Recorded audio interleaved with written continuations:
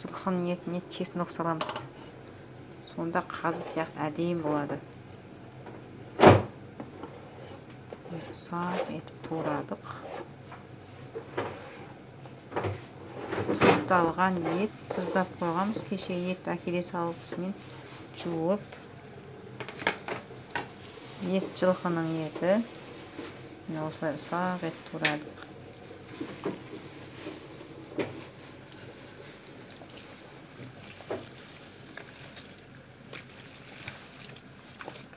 Чеснок бүкіл жеріне жетеді. Айладыр өте дәмді болады. Ой, тамақ жасай бересіз. Қазының дәмі сады. Әрбір етіңізден қазының еті сады. Сол үшін қазы салмаймыз. Осылай еттің бәрі қазы болады.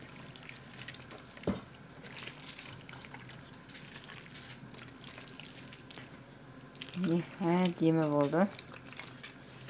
Осылай енді жарты күн тұрса, егер салқын жерде болса, бір күн тұрса болады.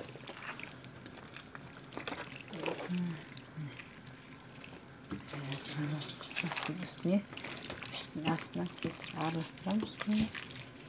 Дайын. Оны біз қазына көбірек жасадық.